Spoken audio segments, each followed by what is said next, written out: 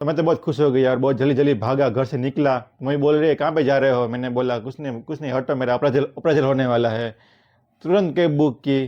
Cab वाले को बोला भैया जल्दी चलाओ, मेरा अप्रेजल होने वाला है। ऑफिस गया। ऑफिस में सब लोग कॉलीग बोले कि हेलो क्या हाल चाल है? मैंने बोला हट जाओ, मेरा अप्रेजल होने वाला है। तब बाद में एचआर मुझे बुला के बैठती है कि कॉन्ग्रेचुलेसन, आपका महीने का 160 रुपीज़ अप्रेजल हो गया है।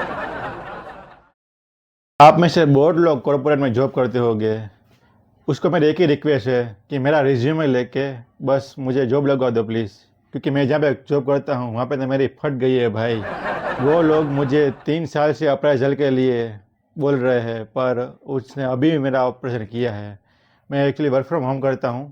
तो तभी एचआर का फ़ोन आया कि जल्दी आप आ जाओ, आपका अप्रेजल होने वाला है।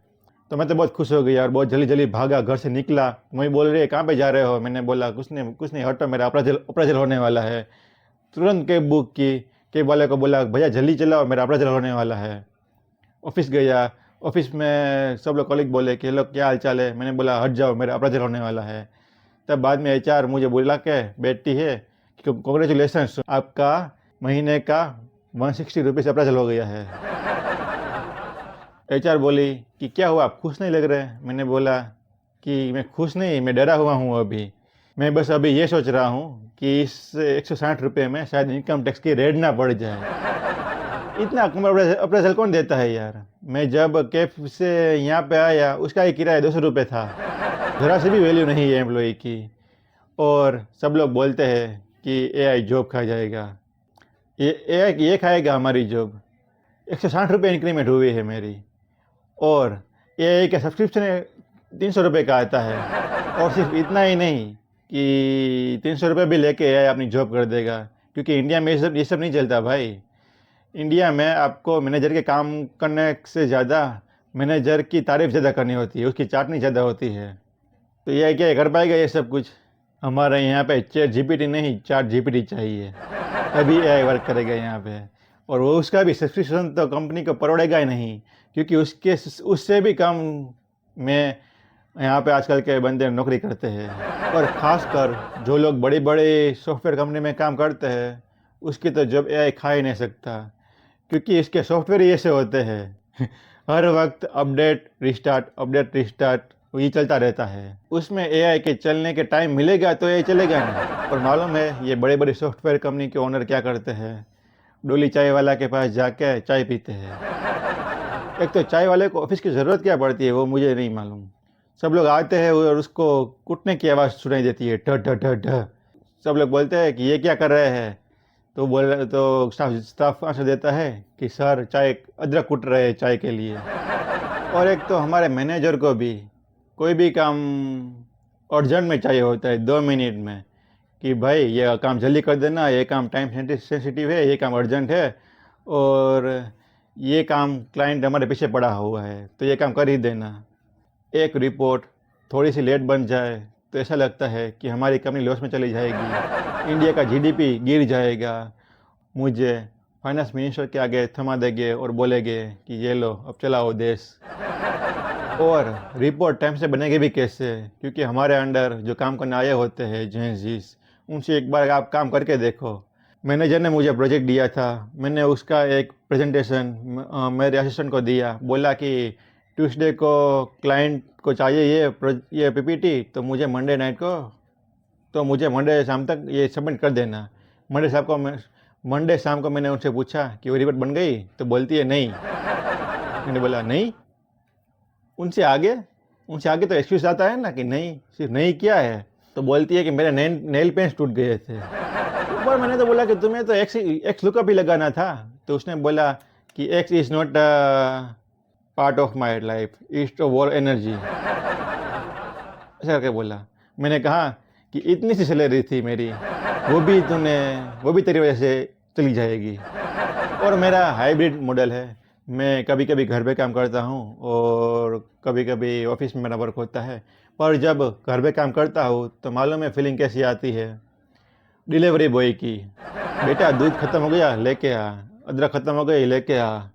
एक दिन मैनेजर का कॉल चल रहा था, मम्मी बोली कि बेटा जल्दी आओ, इधर इधर आओ, इमरजेंसी है, जल्दी आओ जल्दी आओ। मुझे लगा कि कोई डाकू घुस गया है, और देखो हमारे घर पे पैसे तो है ही नहीं, तो अब सवाल है कि आए क्यों है डाकू। तब वो आके बोलती है, उसके पास गया तो बोलती है, ये देखो यहाँ पे कबूतर ने अंडे दे दिए।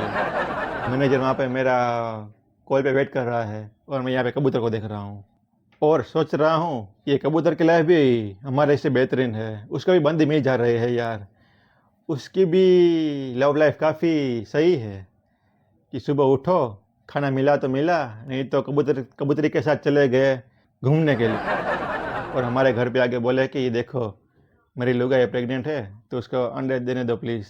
वर्क फ्रॉम होम की ये दिक्कत होती है, और अगर हम ऑफिस में वर्क कर रहे हैं तो उसकी अलग दिक्कत, बीच में ट्रैफिक ही इतना होता है।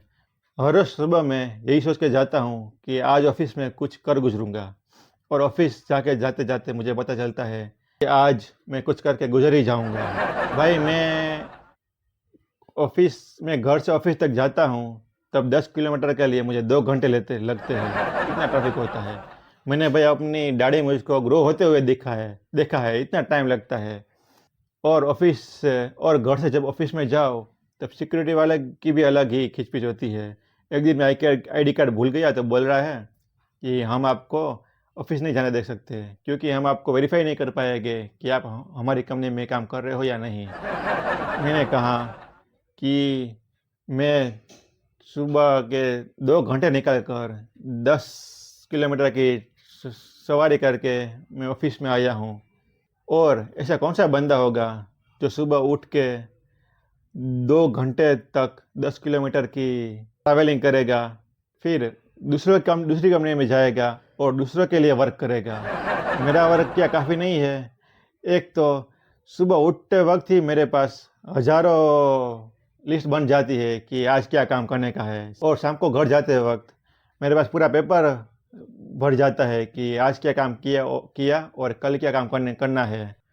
कैसे भी करके हम ऑफिस में पहुँचे तब मैनेजर की अलग से दिक्कत। हमारे मैनेजर का नाम प्रेम था, जैसा ही उसका नाम वैसे ही उसका काम था, वैसे ही उसका नेचर भी था, हमेशा सपोर्टिव, हमेशा एक आपके लिए मर मिटते थे और आपका पूरा ख्याल रखते थे। पर कंडीशन सिर्फ यही है कि अगर आप लड़की हो तो। अगर हमारे ऑफिस स्टाफ में से किसी लड़की ने पानी भी मांगा तो वहीं पे कुआं खोद देगी, तो लड़कों के लिए उसको कोई सिंपैथी नहीं है भाई। मैं एक दिन 3 घंटे क्लाइंट कॉल में बिजी था, मेरे पसीने आ रहे थे, आँख के आगे अंधेरा छाया हुआ था, अभी ऐसा लग रहा था कि अभी मैं गिर जाऊँगा, तभी भी उसने कुछ पूछा नहीं। बाद में जब सीमा ने कहा कि अरे ये तो वीक लग रहा है, इसको पानी की ज़रूरत है, तब जाके मैनेजर आया और बोला कि सीमा उसको तो पानी दे दूंगा पर तुम तो ठीक हो ना। एक बार हमारी ऑफिस की ट्रिप हुई, एक बस में सब लड़कियां थी और हमारे मैनेजर थे, और दूसरी बस में हम लोंडे, आदि मानव और आदमखोर। पूरा बस धुआं, सब लोग, कोई लोग सुट्टा मार रहे थे, कोई लोग नशे में थे, कुछ बस में दिख ही नहीं रहा था, सब धुआं था। तब बाद में कोई बंदा आया और मुझसे पूछ रहा है कि भैया 160 रुपये इंक्रीमेंट की जगह आप वड़ा पाव ही बेच लेते हैं। मैंने बोला तू कौन है? वो बोला मैं ड्राइवर। मैंने कहा तो गाड़ी कौन चल रहा है? वो उसने बोला तुम्हारा दोस्त। फिर जब ट्रिप पे गए तब 2 माउंटेन के बीच हम रोप वे में हमको स्लाइड करना था, एडवेंचर एक्टिविटी थी। तब हमारे मैनेजर वहाँ पर रोप वे गए, वो गए रोप वे में यहाँ से लटके गए बीच में अटक गए क्योंकि वो ओवरवेट थे। तो उसकी फटी हुई देख के हमें इतना सुकून मिला कि पूछो ही मत। फिर जैसे तैसे करके उसको निकाला वहाँ से, और दूसरे दिन आके हमें ये ज्ञान दे रहा है कि हम चाहे कोई भी सिचुएशन में फंस जाए, हमें डरना नहीं चाहिए। उस वक्त जो मीटिंग में सब कलीग्स ने तालियां बजाई, क्या ही बताऊँ आपको, और बॉस की इतनी तारीफ़ की, क्या ये कर सकता है हमारा एआई। और एचआर तो अलग ही पे इंस्पायर कर रही है। वो बोल रही है कि अगर आप भी कोई भी सिचुएशन को ऐसे फेस करोगे तो आपकी भी तरक्की होगी। एचआर की बात करूँ तो मैं उसकी बात क्या ही करूँ। जो एचआर थी वो मेरी क्रश थी। वो चाहे कुछ भी बोले मैं बहरा हो जाता था। मुझे बस अजीब से ख्याल आने लगते थे कि अगर मेरी इससे शादी हो गई तो मेरे छोटे बच्चे का नाम रखूँगा इन हैंड और बड़े बच्चे का रखूँगा हिटी से, क्योंकि वो थे इतनी प्रिटी। आपने ऑब्जर्व किया होगा कि लड़कियां अक्सर ऑफिस में वेल ड्रेस होके आती है, अच्छे कपड़े पहन के आती है, पर लड़कों हमारे लड़कों का तो कोई अता पता नहीं होता भाई। वो कुछ भी पहन के आ जाएंगे, नए ड्रेस पहन के भी आ जाएंगे। ऐसा लगता है कि जैसे लेबर चौक से चले आए हैं, अभी यहाँ से सीमेंट उठा के अभी कंस्ट्रक्शन वर्क करना शुरू कर देंगे। ऐसा होता है।